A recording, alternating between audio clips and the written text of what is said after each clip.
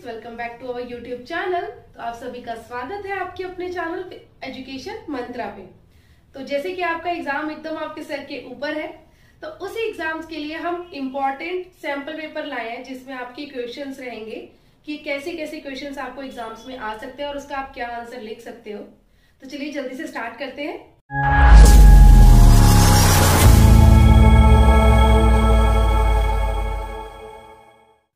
तो आज हम करेंगे सैम्पल पेपर नंबर 2। तो बच्चों इसमें पहले तो आपकी इंस्ट्रक्शंस रहेंगी, कुछ पॉइंट्स हैं जिनको आप ध्यान रखें तो ज़्यादा ही अच्छी बात है। तो इसमें को हम पहले भी डिस्कस कर चुके हैं सैम्पल पेपर नंबर 1 में कि आपके कितने क्वेश्चंस रहेंगे, कितने सेक्शंस होंगे और वो क्वेश्चंस कितने मार्क्स के होंगे और मतलब आपको उनमें से कितने क्वेश्चंस करने हैं। तो ये सब चीज़ें आप पहले वाले में देख लीजिएगा। अभी हम टाइम ना वेस्ट करते हुए जल्दी से क्वेश्चन स्टार्ट करते हैं। तो सबसे पहले है क्वेश्चन नंबर 1। तो जैसे कि आपको ये पिक्चर दिख रही है, इस पिक्चर को देखकर आपको पहचानना है कि ये योगा का कौन सा आसन है। ऑप्शन देखते हैं इसके, पश्चिमोत्तानासन, हलासन, भुजंगासन या फिर शवासन। तो जिनको पता होगा तो उनके लिए तो आसान है, बट मैं आंसर बता देती हूँ। ऑप्शन नंबर ए इसका सही आंसर है। तो ये आसन है आपका पश्चिमोत्तानासन। नेक्स्ट है आपका क्वेश्चन नंबर 2। गोमुखासन और पद्मासन जो होता है, उस आसन वो जो आसन होता है वो किस विकृति को ठीक करने के लिए किया जाता है? चपटे पैर यानी कि फ्लैट फुट, स्कोलोसिस, घुटनों का टकराना यानी कि नॉकनी या फिर धनुष का टांगे जो होती है आपकी बो लेग। तो ये जो दो आसन है ये आपकी कौन सी विकृति को ठीक करते हैं? तो वो है घुटनों का टकराना यानी कि जिसे हम कहते हैं नॉकनीज। तो अब है आपका क्वेश्चन नंबर 3। निम्नलिखित में से कौन सा रोग विटामिन सी की कमी से होता है? तो बच्चों आपके विटामिन 2 तरह के होते हैं, वसा में घुलनशील और पानी में घुलनशील। तो अलग अलग विटामिन हैं, वो आप हमारी वीडियो में देख सकते हैं। तो इनमें से ऐसा कौन सी बीमारी है जो किसी विटामिन सी की कमी से होती है? तो वो है आपकी स्कर्वी यानी कि ऑप्शन नंबर बी। नेक्स्ट है आपका क्वेश्चन नंबर 4। लिगामेंट के अधिक खिंचने के कारण क्या होता है? जब आपका लिगामेंट ओवर खिंच जाता है, ज़्यादा ही खिंच जाता है, तो क्या होता है? आपके खिंचाव आता है, मोच आना या फिर नील पड़ना या फिर छिलना। तो जब आपका लिगामेंट खींचता है तो आपके मतलब जो जहाँ भी लिगामेंट खींचा है वहाँ पे आपकी मोच आती है यानी कि ऑप्शन नंबर बी। नेक्स्ट है क्वेश्चन नंबर 5। लीग मैचों में मैचों की संख्या की गणना करने का सूत्र है। तो बच्चों टूर्नामेंट्स बहुत ज़्यादा इम्पॉर्टेंट्स हैं। अगर आपको नहीं पता कैसे क्या फिक्सचर रहता है तो हमारी प्लेलिस्ट में बहुत अच्छे से उसे एक्सप्लेन करा हुआ है, आप देख सकते हो। तो इसमें अभी बात चल रही है लीग मैच की, उसमें आपको मैचों की संख्या निकालनी है। तो वो कैसे निकालोगे? n into n minus 1/2। n क्या होता है? आपका टोटल नंबर ऑफ टीम्स, जितनी भी आपकी टीम्स हैं उसके वो आपने यहाँ पर लिखना है। नेक्स्ट है question number 6। Sit and reach test के लिए आयोजित किया जाता है। तो जो आपका सिट एंड रीच टेस्ट है उससे हम क्या मेजर करते हैं? लचक, शक्ति, गति या फिर सहन शक्ति।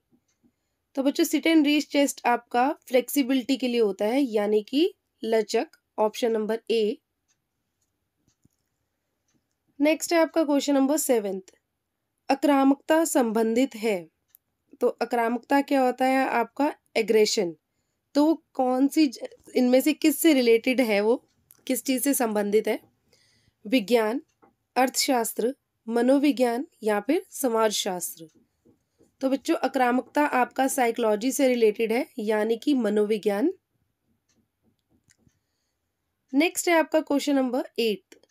फार्टलैग प्रशिक्षण में विकसित किया गया था, यानी कि फार्टलैग प्रशिक्षण कौन सी जगह पर विकसित हुआ था? तो इसके ऑप्शंस देख लेते हैं, स्वीडन, अमेरिका, लंदन या फिर जमैका। तो बच्चों फार्टलैग स्वीडन में मतलब विकसित किया गया था और इसका अनदर नेम हम इसे स्वीड प्ले भी कहते हैं। और जो आपका फार्टलेग ट्रेनिंग होती है, जो प्रशिक्षण है ये आपकी एंड्योरेंस के लिए होता है। क्वेश्चन नंबर 9 है आपका एजर्शन और रीजन का। तो सबसे पहले एजर्शन देखेंगे। संतुलित आहार वह आहार है जिसमें सभी आवश्यक पोषक तत्व पर्याप्त मात्रा और अनुपात में होते हैं। तो बिल्कुल ठीक है। बैलेंस डाइट क्या होती है? जिसमें आपके सारे न्यूट्रिएंट्स पर्याप्त मात्रा में हो और ठीक अनुपात में हो। तो रीजंस देखेंगे। भोजन की आवश्यकता आयु, कार्य के प्रकार आदि पर निर्भर करती है। तो बिल्कुल ठीक है। जो आपकी डाइट होती है, आपका खाना होता है, वो आपकी एज और आप पूरे दिन में क्या काम कर रहे हो, आपको कितनी एनर्जी चाहिए, उसके ऊपर डिपेंड करती है। तो बच्चों ये दोनों ही अपनी जगह सही है, लेकिन जो आर है वो इसका सही स्पष्टीकरण नहीं है। तो इसका सही आंसर है ऑप्शन नंबर बी। नेक्स्ट है क्वेश्चन नंबर 10। कौन सा आसन रक्तचाप को सामान्य बनाए रखने में सहायक है? तो इनमें से कौन सा आसन है जिसको करने से आपका जो बीपी है, ब्लड प्रेशर है, उसे नॉर्मल रखा जा सकता है? शवासन, पद्मासन, शलभासन या फिर वक्रासन? तो इसका सही आंसर है option number A, shavasana. Next है आपका क्वेश्चन नंबर 11। लुढ़कती हुई गेंद का मैदान में रुकना किस नियम का उदाहरण है? तो इसमें आपसे न्यूटन्स के लॉज के बारे में पूछ रहा है कि ये जो बॉल लुढ़क रही है मैदान में, तो ये कौन सा नियम है? तो न्यूटन के 3 नियम है, बहुत इंपॉर्टेंट है, याद कर लीजिएगा अगर नहीं पता तो। अगेन बोलूँगी, वो भी हमारी वीडियो में है। इसमें मैं ज़्यादा एक्सप्लेनेशन नहीं कर सकती क्योंकि ये वीडियो बहुत ज़्यादा लंबी हो जाएगी। तो चलिए देखते हैं ऑप्शंस क्या है। न्यूटन का पहला नियम, दूसरा नियम, तीसरा नियम या फिर इनमें से कोई नहीं। तो इसका सही आंसर है न्यूटन का पहला नियम। देन नेक्स्ट है आपका क्वेश्चन नंबर 12। 5 से 8 साल तक के बच्चों जो होते हैं, उनके दोनों हाथों की गति और उसमें समन्वय के मूल्यांकन के लिए किए जाने वाला प्रशिक्षण कौन सा है? यानी कि जो 5 से 8 साल तक के बच्चे होते हैं, उनकी हाथों की गति और उनके जो कोऑर्डिनेटिव एबिलिटी है, उसको जांचने के लिए कौन सा टेस्ट है? Body mass index, plate tapping test, flamingo balance test या फिर 600 मीटर की दौड़? तो इसका सही आंसर है option number B, plate tapping test. Next है आपका क्वेश्चन नंबर 13। मोटापे के संभावित कारणों में से एक हो सकता है, यानी कि इनमें से कोई एक कारण हो सकता है मोटापे का, तो वो क्या है? आनुवांशिकता, अत्यधिक भोजन करना, तेज उपापचय या फिर ए और बी दोनों? तो इसका सही आंसर है ऑप्शन नंबर डी, यानी कि आनुवांशिकता, यानी कि हेरिडिटी। और कॉमन सी बात है, ज्यादा खाना खाओगे, ओवर खाओगे तो आप मोटे हो जाओगे। नेक्स्ट है आपका क्वेश्चन नंबर 14। एक नॉकआउट टूर्नामेंट में यदि 9 टीमें भाग ले रही हैं, तो ऊपरी आधे में बाय की संख्या होगी, तो कितनी बाय होंगी अपर हाफ में? पहली बात तो बाय दी कैसे जाती है? Next power of 2। तो 9 टीमें हैं तो कितनी बाय हो जाएंगी टोटल? 7। अब वो कैसे? 2 इंटू 2 4, 4 इंटू 2 8, 8 इंटू 2 16। अब ये 16 क्यों लिया है, इस वक्त मैं इतनी बड़ी एक्सप्लेनेशन नहीं कर पाऊंगी, तो ये वीडियो में आप देख लेना ज़्यादा अच्छा रहेगा। 16 माइनस 9 करोगे तो टोटल आपकी 7 बाय आ जाएंगी। तो 7 बाय तो आ गई, लेकिन अब अपर हाफ में कैसे कितनी बाय देनी है? तो वो होगी आपकी 3, यानी कि ऑप्शन नंबर ए इसका सही आंसर है। नेक्स्ट है क्वेश्चन नंबर 15। निम्नलिखित में से कौन सा खेल चोटों से बचने का मुख्य उपाय है? यानी कि जो स्पोर्ट्स में आपको इंजरीज होती हैं, उससे बचने का मेन उपाय क्या है आपका? उचित खेल सुविधा, उचित वार्म अप, भोजन या फिर तकनीक का ज्ञान? तो इसका सही आंसर है उचित वार्म अप। तो जब भी आप एक्सरसाइज करो, कुछ भी गेम्स में पार्टिसिपेट करो, उससे पहले आपको वार्म अप अच्छे से कर लेना चाहिए, तो जिससे आपको इंजरी ना हो। नेक्स्ट है क्वेश्चन नंबर 16। न्यूटन के गति के प्रथम नियम को जाना जाता है। पहले मैंने आपको बताया था 3 नियम होते हैं।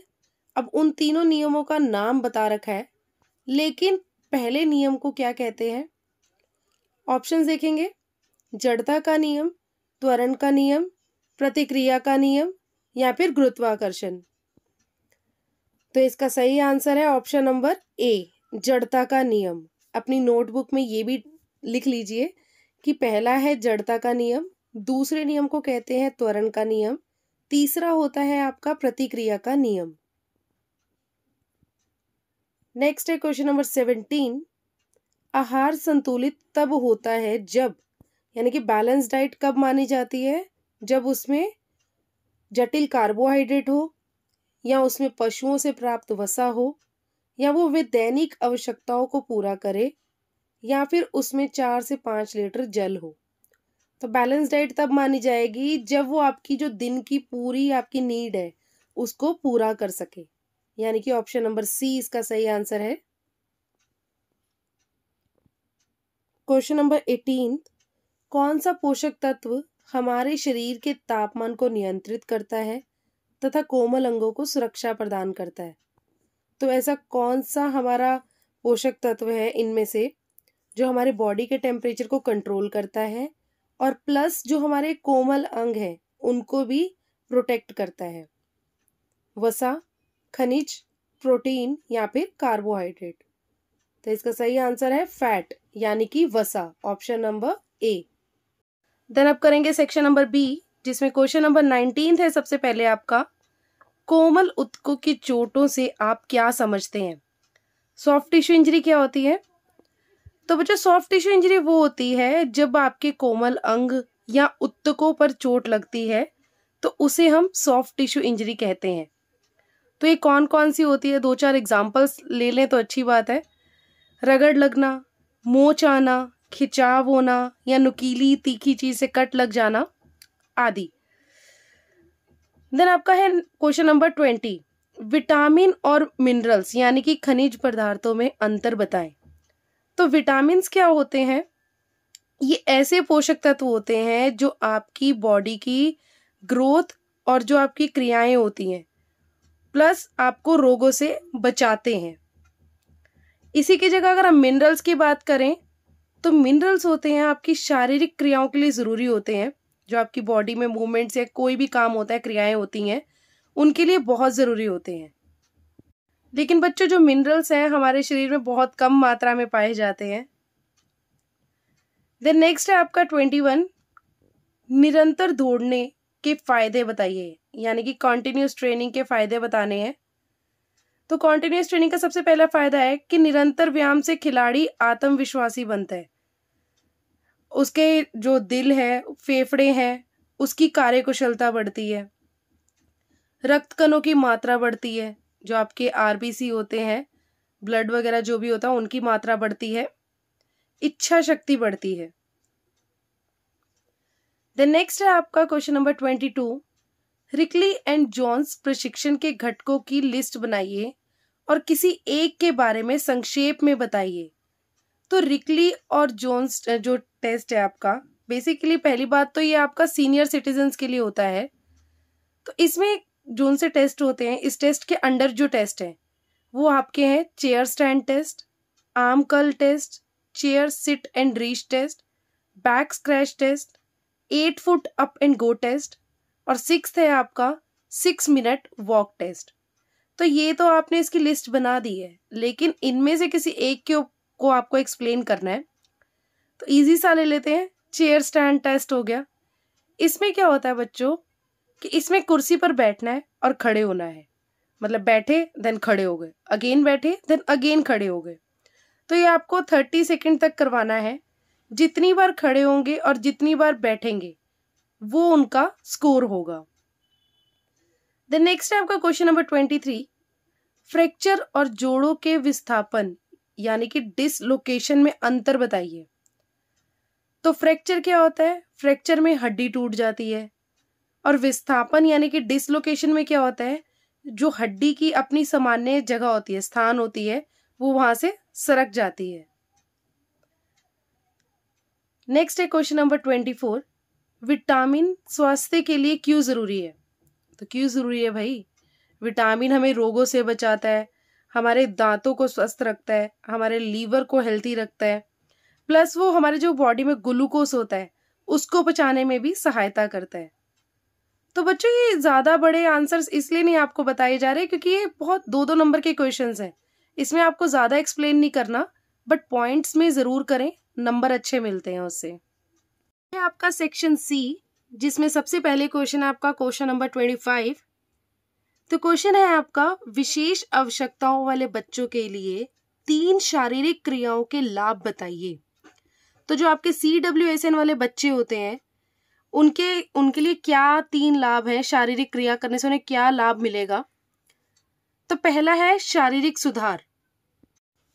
तो बच्चों जैसे मानो अगर कोई बच्चा है जिसे ऐसी डिसेबिलिटी है कि वो व्हील चेयर पर बैठा है, तो वो उसी पर अगर बैठा रहेगा, कोई काम नहीं करेगा, मतलब कुछ एक्सरसाइज नहीं होगी, तो क्या होगा, शरीर तो उसका खराब हो गया है, लेकिन क्या है, इंटरनल ऑर्गन्स भी उसके इफेक्ट होंगे, वो भी धीरे धीरे खराब होते जाएंगे।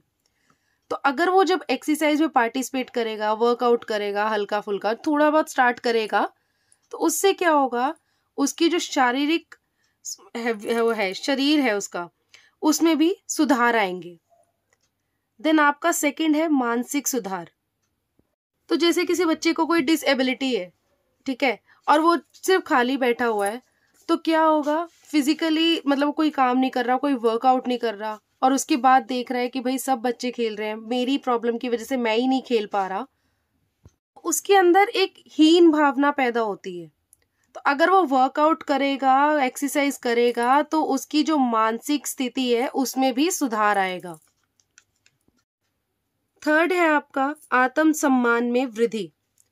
तो क्या होता है बच्चों, तो अभी आपने देखा होगा पीछे अभी पैरालंपिक्स हुए थे, जिसमें बहुत से एथलीट ने पार्टिसिपेट करा था और प्लस उनके मेडल्स भी आए थे। तो इससे क्या होता है, उन्हें प्रशंसा मिलती है, उन्हें अच्छा भी लगता है, भाई मेरी कोई एक प्रॉब्लम की वजह से ये नहीं कि मैं कुछ नहीं कर पा रहा। तो अगर वो पार्टिसिपेट करते हैं, एक्सरसाइज करते हैं, तो इससे उनकी एक्टिविटी भी होगी, बॉडी भी ठीक रहेगी, प्लस उनका जो सेल्फ कॉन्फिडेंस है वो भी बढ़ेगा और उनके आत्म सम्मान में भी वृद्धि होगी। अब नेक्स्ट है आपका क्वेश्चन नंबर 26। फिक्स्चर क्या होते हैं और ये किसी भी प्रतियोगिता के लिए क्यों जरूरी है। तो फिक्स्चर बच्चों क्या होता है कि फिक्स्चर के थ्रू आपको किसी भी कंपटीशन में जो टीम्स आती हैं वो आपस में उनके कब किसके साथ मैच होगा, कहाँ पर होगा और किस टाइम पर होगा, उससे उसका पता चलता है। तो ये तो होते हैं आपके फिक्स्चर। फिक्स्चर में आपके ये भी पता चलता है कि कौन सी टीम किसके साथ मैच करेगी। उसके बाद ये जरूरी क्यों है, जरूरी ये इसलिए है बच्चों, पहली बात तो बिना फिक्स्चर के आप मैचेस को अच्छे से करवा ही नहीं पाओगे। तो सबसे पहले तो आपको पक्की जानकारी मिल जाती है कि आपको पता चल जाता है कि आपके पास इतनी टीम्स है, आपके इस कंपटीशन में इतनी टीम्स हैं और आपका किस टीम के साथ कब कंपटीशन है, ये भी आपको पूरी जानकारी पता चल जाती है। देन है आपस में झगड़े नहीं होते। तो जब फिक्स्चर बने होंगे तो लड़ाई की कोई बात ही नहीं बची ना, क्योंकि सबको पता है कि भाई आपका मैच इसके साथ है और इसका मैच अगली टीम किसके साथ है, वो सब पता होता है। दिन थर्ड है आपका आयोजन सुचारू रूप से चलता है। तो जो कंपटीशन है अगर उसका फिक्स्चर बना हुआ है तो कोई भी मिसअंडरस्टैंडिंग नहीं होती और जो आपका कंपटीशन है बिल्कुल अच्छे तरीके से इजी वे में चलता है और सक्सेसफुल भी होता है। देन नेक्स्ट है आपका क्वेश्चन नंबर 27। नॉक नी यानी कि घुटनों का टकराना क्या होता है। अब ये मत सोचना चलते चलते घुटना के टकराना कुछ ऐसा है, नहीं। तो इसके क्या कारण है बताइए। तो नॉक नी बेसिकली बच्चों आपकी एक डिफॉर्मिटी है। जब उसमें क्या होता है कि जब हम सीधे खड़े होते हैं तो हमारे जो दोनों घुटने हैं वो अंदर की तरफ मुड़ जाते हैं और वो आपस में टकराते हैं। इसमें क्या होता है कि हमारे जो पंजे हैं उनमें दूरी बढ़ जाती है, तो इसे हम नॉक नीज कहते हैं। तो ये होते क्यों है, इसके कारण क्या है। तो सबसे पहले तो है विटामिन डी की कमी। विटामिन डी की कमी से आपकी हड्डियां कमजोर होती हैं। कैल्शियम की कमी से भी आपको ये बीमारी होने के चांसेस रहते हैं। बीमारी तो नहीं कहेंगे, डिफॉर्मिटी से बोलते हैं। व्यायाम ना करना, बिल्कुल एक्सरसाइज नहीं करना, पड़े रहो, कुछ नहीं करना हमें। मोटापा, तो मोटापे में क्या होता है, जब आपका वेट बढ़ जाता है। वैसे तो मोटापा बहुत सी बीमारियों का आपका कारण है, मोटापे की वजह से बहुत बीमारियां होती हैं। तो जब मोटापा ज्यादा होगा तो आपके घुटनों पर, आपके पैरों पर ज्यादा वेट आता है, तो उससे भी चांसेस होते हैं ये डिफॉर्मिटी होने के। आपका है क्वेश्चन नंबर 28, हृदय वाहिका तंत्र यानी कि सर्कुलेटरी सिस्टम जो है आपका, उस पर व्यायाम के क्या क्या प्रभाव पड़ते हैं। तो सबसे पहले आएगा आपका इसमें स्ट्रोक आयतन में वृद्धि। स्ट्रोक आयतन यानी कि स्ट्रोक वॉल्यूम। अब ये स्ट्रोक वॉल्यूम क्या होता है, एक बीट में जितना आपका हार्ट ब्लड पंप करता है उसे हम स्ट्रोक वॉल्यूम कहते हैं। तो जब हम रेगुलर एक्सरसाइज करते हैं तो हमारा ये स्ट्रोक वॉल्यूम भी बढ़ जाता है। देन आपका नेक्स्ट है कार्डियक आउटपुट में वृद्धि। अब ये कार्डियक आउटपुट क्या है, ये नाम थोड़े डिफिकल्ट है बट पढ़ने में थोड़ा आसान ही है। कार्डियक आउटपुट में होता है 1 मिनट में आपका जो हार्ट ब्लड पंप करता है उसे कार्डियक आउटपुट कहते हैं। तो बच्चों इस चीज को याद रखना, स्ट्रोक वॉल्यूम में आपका एक धड़कन में हार्ट ब्लड पंप जितना करेगा, और कार्डियक आउटपुट में 1 मिनट में आपका हार्ट जो ब्लड पंप करता है उसे कार्डियक आउटपुट कहते हैं। तो रेगुलर एक्सरसाइज करने से जो आपका कार्डियक आउटपुट है वो भी बढ़ता है। हृदय रोगों में कमी, तो जब आप रेगुलर एक्सरसाइज करोगे, आपका स्ट्रोक वॉल्यूम बढ़ गया, कार्डियक आउटपुट भी बढ़ गया, तो क्या होगा, आपकी जो हार्ट डिसीज है वो भी आपको होने के चांसेस कम होते हैं। नियमित रक्तचाप, जो आपका ब्लड प्रेशर है वो भी कंट्रोल में रहता है। हृदय गति में कमी यानी कि डिक्रीज हार्ट रेट। तो नॉर्मल पर्सन की हार्ट रेट होती है 72 बीट पर मिनट। जब आप रेगुलर एक्सरसाइज करते हो तो आपकी जो हार्ट बीट है वो भी कम होने लगती है, 40 to 45 बीट पर मिनट हो जाती है। देन आपका है रक्त प्रवाह में वृद्धि यानी कि इंक्रीज ब्लड सर्कुलेशन। तो जब आप रेगुलर एक्सरसाइज करोगे तो जो आपका ब्लड सर्कुलेशन है वो भी बढ़ जाता है, अच्छा हो जाता है, जल्दी जल्दी लाइक बॉडी में आपका होता है। नेक्स्ट है आपका क्वेश्चन नंबर 29, शारीरिक पुष्टि यानी कि फिजिकल फिटनेस के घटकों का वर्णन कीजिए। तो क्या क्या है आपके फिजिकल फिटनेस के कंपोनेंट्स। सबसे पहले है आपका शक्ति यानी कि स्ट्रेंथ। स्ट्रेंथ क्या होता है, जब आप किसी भी रेजिस्टेंस के अगेंस्ट या भी किसी भी चीज के अगेंस्ट जब आप काम करते हो उसे स्ट्रेंथ कहते हैं। देन आपका है गति यानी कि स्पीड। स्पीड क्या होता है, ज्यादा से ज्यादा काम कम से कम समय में करना, यानी कि maximum work done in a minimum time. उसके बाद है आपका सहन शक्ति यानी कि एंड्योरेंस। एंड्योरेंस क्या होता है, जब आप थकान की कंडीशन में भी किसी भी रेजिस्टेंस के अगेंस्ट काम करते हो उसे एंड्योरेंस कहते हैं। फिर आपका आता है फ्लेक्सिबिलिटी यानी कि लचक। फ्लेक्सिबिलिटी क्या होता है, range of movement possible at a joint, या ये कह सकते हो बड़ी रेंज या फिर बड़े आयाम, यानी जब बड़ी रेंज या बड़ी आयाम के साथ गति करने की क्षमता, उसे हम फ्लेक्सिबिलिटी कहते हैं यानी कि लचक। तो बच्चों ये थोड़ा थोड़ा आपको हिंट दिया जा रहा है कि आप इसमें ये लिख सकते हो, इसे और एक्सप्लेन करके लिखोगे तब भी अच्छी बात है। क्वेश्चन नंबर 30 है, सहन शक्ति को निर्धारित करने वाले 3 शरीर क्रियात्मक कारक लिखिए। तो सहन शक्ति होती है आपकी एंड्योरेंस, तो कौन से 3 कारक हैं इसके। पहला है आपका एरोबिक कैपेसिटी। तो अगर हमारी एरोबिक कैपेसिटी ज्यादा होगी तो कॉमन सी बात है हमारी एंड्योरेंस बढ़ जाएगी। एंड्योरेंस क्या होता है, जब आप थकान की कंडीशन में भी काम करते रहते हो उसे हम एंड्योरेंस कहते हैं। देन सेकेंड है आपका मसल्स कॉम्पोजिशन यानी कि मांसपेशीय संरचना।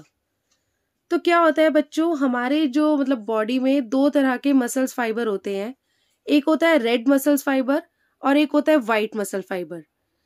तो रेड वाले को हम कहते हैं स्लो ट्विच फाइबर और व्हाइट वाले को कहते हैं फास्ट ट्विच फाइबर। तो जिसमें रेड मसल्स फाइबर होता है वो हमारे एंड्योरेंस के लिए होते हैं, और जो वाइट मसल्स फाइबर रहते हैं वो आपके जैसे स्पीड वगैरह के लिए, मतलब शॉर्ट स्प्रिंट्स वगैरह हो गए, उनके लिए होता है। तो हमारी एंड्योरेंस हमारे मसल्स कॉम्पोजिशन के ऊपर भी डिपेंड करती है। देन आपका थर्ड है ऑक्सीजन ट्रांसपोर्टेशन, यानी कि ऑक्सीजन परिवहन। तो इसमें क्या होता है, आपको पता होगा बच्चों, हमारे शरीर में सारा काम किसका है, ऑक्सीजन का होता है। जब हम एक्सरसाइज करेंगे तो क्या होगा, हमारे लंग्स का साइज बढ़ेगा, और जब हमारे लंग्स का साइज बढ़ेगा तो क्या होगा कि हम एक ही बार में ज्यादा सांस ले पाएंगे, तो जिससे क्या होगा, ऑक्सीजन ट्रांसपोर्ट बढ़ेगा। तो जब ऑक्सीजन ट्रांसपोर्ट बढ़ेगा तो कॉमन सी बात है, हमारी एंड्योरेंस भी बढ़ेगी। तो सेक्शन डी है आपका क्वेश्चन नंबर 31। ये आपको पिक्चर दिख रही है, जैसे ये फिक्सचर बने हुए हैं। इस फिक्सचर के बेस पर आपसे 4 क्वेश्चन पूछे जा रहे हैं, तो उन चारों क्वेश्चंस का आपको आंसर देना है। जिसमें सबसे पहले है मैचों की संख्या जानने का फॉर्मूला क्या है। तो मैचेस कैसे पता चलते हैं, n into n minus 1 upon में 2। इसमें जो आपका n है वो है टोटल नंबर ऑफ टीम्स। उसके बाद है सेकेंड क्वेश्चन, राउंड्स की संख्या निकालने का फॉर्मूला क्या है। ऊपर हमने मैचेस देखे हैं, अब नीचे राउंड की संख्या निकालनी है, तो वो होगी n माइनस 1, यानी कि आपके पास 8 टीमें हैं, तो 8 माइनस 1 कर दोगे तो आपकी राउंड्स की संख्या निकल आएगी।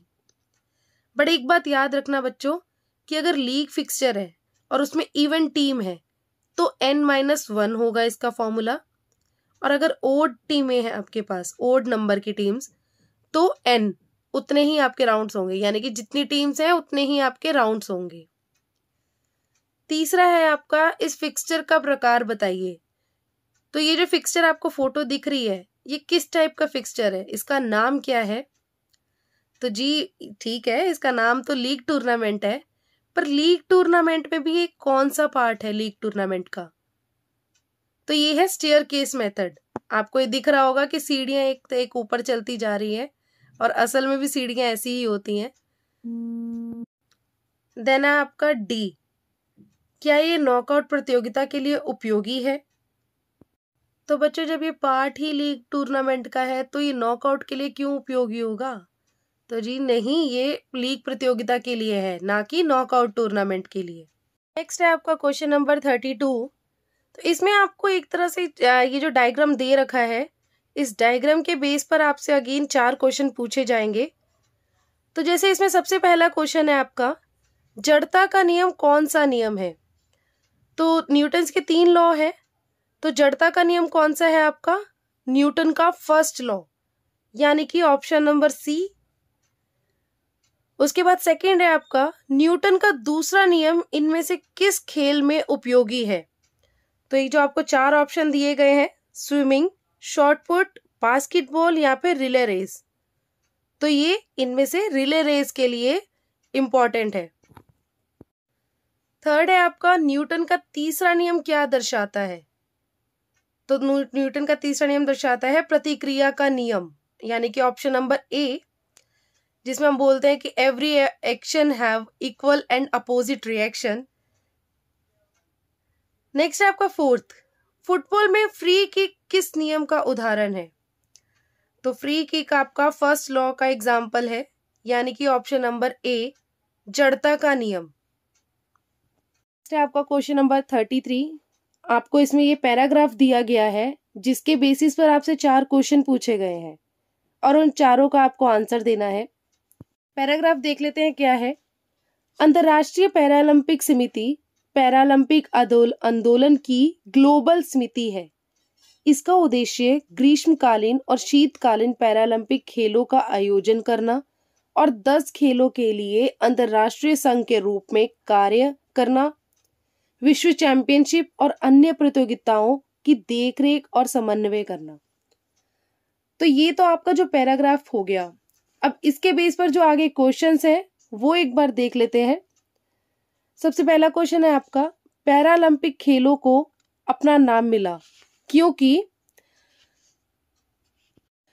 पैराप्लेगिया से ग्रसित खिलाड़ियों के लिए ओलंपिक खेलों के समांतर चलते हैं, यानी कि पैरेलल चलते हैं, इसलिए इसमें खिलाड़ी अपने खेल के पैराबोन होते हैं, या फिर इसमें बहुत ज्यादा संख्या में पैरामेडिक भाग लेते हैं।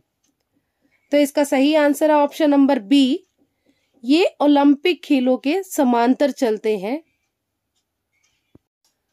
नेक्स्ट है आपका, सभी पैरालंपिक खेलों की मुख्य समिति है, यानी कि मेन कमेटी कौन सी है इसकी?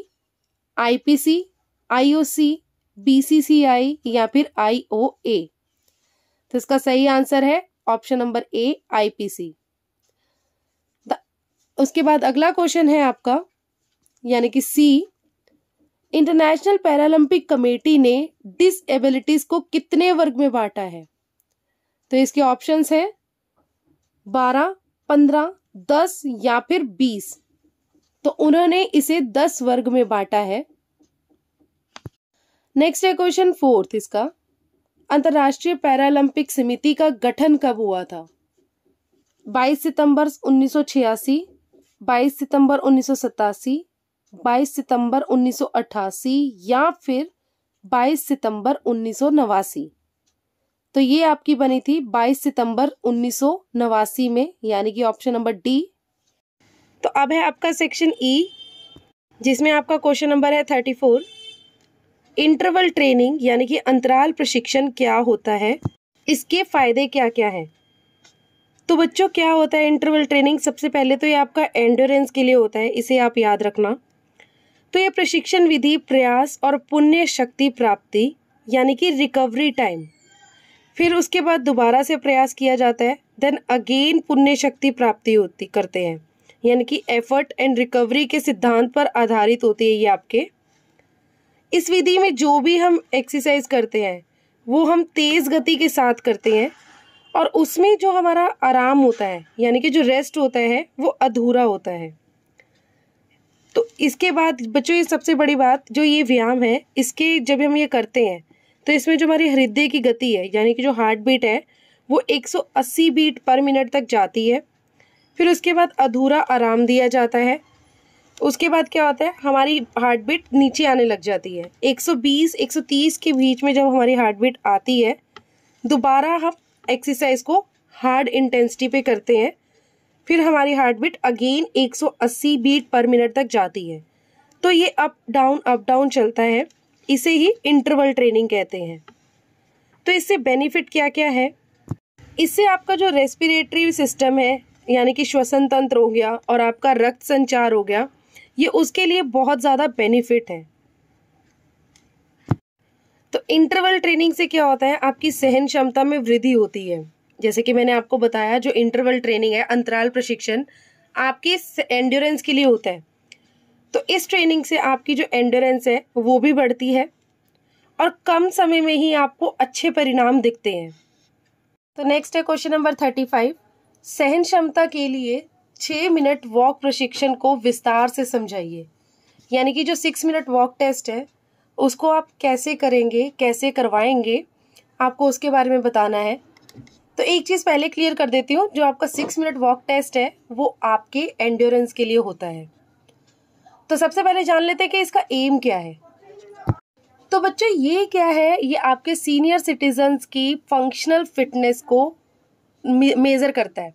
सीनियर सिटीजन्स यानी कि जो वरिष्ठ नागरिक होते हैं उनको। तो ये तो हो गया इसका एम। उसके बाद बात करेंगे आपको इसमें इक्विपमेंट क्या क्या चाहिए। तो सिंपल है, आपको इसमें 50 गज या उससे थोड़ी ज़्यादा जगह भी हो जाए तो चलेगा। आपको एक जगह चाहिए 50 गज तक की। उसके बाद सेकंड है, आपको चाहिए एक स्टॉप वॉच। बट इस 50 गज की जगह में आपको क्या करना है कि हर 5 गज की दूरी पर एक लाइन खींचनी है।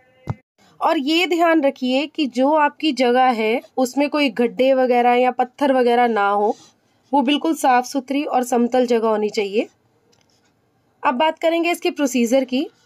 तो इसका प्रोसीजर कैसे होगा कि आपने स्टार्टिंग पॉइंट पे अपने टेस्ट यानी कि जो परीक्षार्थी है जिसका आपने टेस्ट लेना है उसे वहाँ पे खड़ा कर देना है, और फिर उसके बाद उसे कमांड देनी है। कमांड देते ही जैसे ही आप उसे गो के लिए बोलोगे, वो चलना शुरू करेंगे 6 मिनट तक। और उन्हें कोशिश ये करनी है कि वो 6 मिनट में ज़्यादा से ज़्यादा दूरी को तय कर सकें।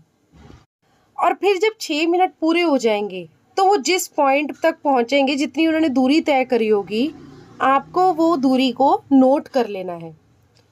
उसके बाद जैसे ही आपको टेबल दिख रहा है, मेल्स के लिए अलग है और फीमेल्स के लिए अलग है, तो आपको उस दूरी को इस टेबल के हिसाब से देखना है और उनको उनका जो औसत है वो कहाँ पर स्टैंड करते हैं, औसत है, औसत से कम है या औसत से ऊपर है, आपको वो स्कोर्स देखने हैं।